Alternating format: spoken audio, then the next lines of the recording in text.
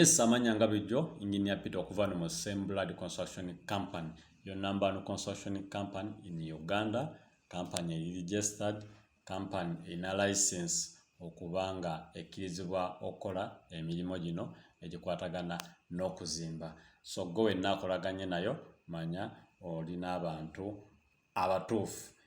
Towerabira okusubscribinga ku mukutu gwaffe guno gwa Blood media kuba buli wo subscribinga buli wo sharinga videos zaffe zino oba oyine tafali lyogase ku Blood Construction Company ne Blood Media. Otherwise olunaku olwalero mbaleetedde ki olunaku olwalero ngenda kuba discussinga ku project eno twagitandika ebbanga eriise emabega kuggo omukadde abadde ajja nga otufollowinga. Project eno rentals ziri rentals satu. That is a double. Ebeera kisenge ddiro nga mulimu ekinabiro ne toilet n'akasitowa ne kashed ng'emuze muziraba nga tuzibalaga. Ennyumba zino Blood Construction Company tulina stage kwe twatandikira si ffe abazitandika. Era ekyo tukibagamba nti ffe wonna stage tukusangidde we tutandikira. Nti ennyumba zino ffe twatandika bamaze ozikomerera nga bazigadde bakoze roofing. So ffe twatandika nga tugenda kuyiwa nkokoto ka concrete awo ke tuteekamu ak'omunda wansi ke twatandikirako ne tumaliriza ne tukola ne tusimba septic tanker, ne tumaliriza ne tukola pipe w'amasannyalaze, ne tumaliriza ne tukola pipe w'amazzi, ne tukuba siiringi. Kati olunaku olwaleero kyenziza obbalaga nga tukubye plaster ow'omunda. There's a reason lwaki tukubyeko wa munda. So yeyo phase kwe tutuuse. Phase gye tuliko kukuba plaster mbagambye tukubyeko munda. Ngawe mulaba mu video plaster w'omunda alaga nti awedde. Era nga bulijjo kye mbagamba nti ekijja mu kuzimba kirirwe ya nnyo oba tekisangikasangika okusanga omuntu ng'azimbye ennyumba okuva wansi paka weggwera ng'agizimbye non-stop. Kirirweya si buli omuntu akikola. Abo bakikola nababulira bantu babika bibiri. Oli abeera ng'ose ye business nga ye azimba waatunda oba nga company nga zizimba zowe zitunda, oba omuntu nga yaseetudde luwanyi kyentegeeza nti ayina we yatunze ne bamuwa ssente oba bagabanye.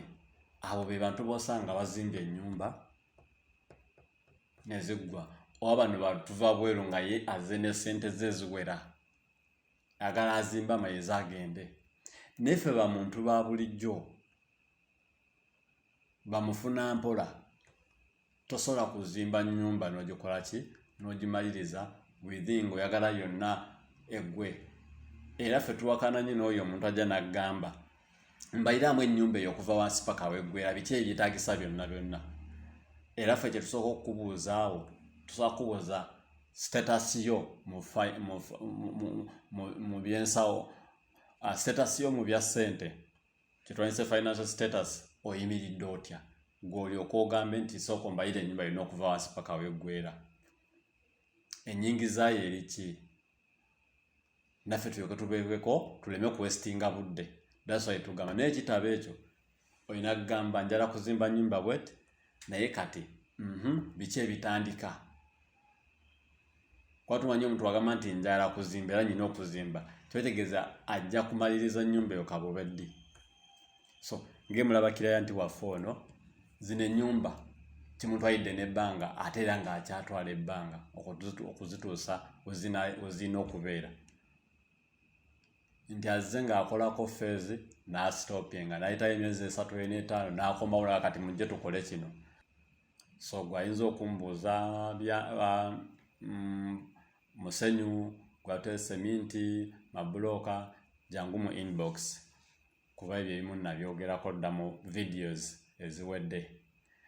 So ensonga gye ngenda okwogerako ennyumba zino bwe twamaliza plaster twakuteekamu n'amasannyalaze, twakola wiring. Ng'emulaba mu video twakola wiring. Naye ekyenjawulo ekirwana omuntu kyajja okwebuuza bw'oba otunudde video eno eraga nti wansi tetunateekawo tiles ate tetunakusiiga langi twasizeemu undercoat yekka ngemulaba mu video. Lwaki kiriwo ekityo? Ensonga ziringa bbiri omuntu zayinako lwaki olaba era lwo ne video endala eya wiring ng'olaba plaster bakuba munda temuliimu langi naye twataddemu amasannyalaze ne tuteekamu ezo tuyita electrical accessories twazitaddemu switch socket mataala. Kati olina agambe munaasiiga langi temuzikola ki temuziddugaze nti nedda ezo tuzibikkako tusooka ne tuzikavalinga zonna bwe tuba tusiiga langi oba omuntu aba agenda okusiiga langi yenna. Naye ng'oluusi kiva ku ki nti ebiseera ebisinga wetwagala osiiga langi yeringa final touch y'ennyumba nti toddamu ate kuddugaza bisenge ate kulinnya teekayo madaala ate mulinnye mu siiringi nedda biba byonna byaggwa ebeera final touch. Oba ensonga endala nti kiraya nti ssente z'aba alinawo nti wobalabala ssente z'amasannyalaze n'obalalabala ne ssente za langi ogenda okwekanga nga ssente z'amasannyalaze zisingawo ku ki ku za langi. Then n'ogamba kansooke kino ekizibu kansooke kino eky'amasannyalaze langi yo nja gikwasaganya mpola. Then n'osooka okugamba amasannyalaze nga maze kuba go ge gasinga okubeera neki ukaba kasente budget yayo ebeerako nneneko kanaye makana kasente kenfunyewo kansooke nkateeke mu masannyalaze mmanyi kyo kiwedde bino ebya langi byangu as in you compare. So ogenda okuba omuntu ng'asoose masannyalaze then alyoka akola ki nazzaako langi oba n'asimbyeyo langi kyobola ne mu tiles ebyo ebigenda osembayo ezo ziba final touch. So that's why kiriwo ekityo langi ne tiles ze ziba zigenda okuddako. Langi yemulaba undercoat yawedde dda kati okusigako ziri final touch ezo zo zigenda kujja amaze kusiba tiles nga lumaze kusiba tiles era mujja giraba. Then kati eno outside plaster naye ajja kubibwa naye ng'eno munda awedde by the way ne batenda tebayinza n'okuyingira ennyumba ezo. Kati eno wabweru plaster wabweru n'amukola luvannyuma. So that's how this project bwefaanana era bwetuuse. Tujja genda tulapaka ku final naye nga video zino zisinga kuyamba nnyo oba nzidedicatingira ku abo abantu abali mu layini eyo essaawa ebiseera bino ng'ennyumba ezo naawe oziyina ng'ennyumba ezo ogenda ku eyo phase oba ku eyo part. So video zino zisinga kuyamba abantu abo waggulu. Others genda kubamba kumyano engineer Peter okuva no kusembula construction your number one construction company. So services zaffe zezo buli kintu kyonna ekikwatagana n'okuzimba Semblad construction tuba tukikwasaganya. Tuyina abantu abali professional mu mirimu gino egy'okuzimba, so kusiba tiles, masannyalaze, kukola roofing, ebyo byonna kufunira plan y'ennyumba oba kukubira plan y'ennyumba, kubalira material w'ekizimbe ky'ogenda otandika, that is BOQ.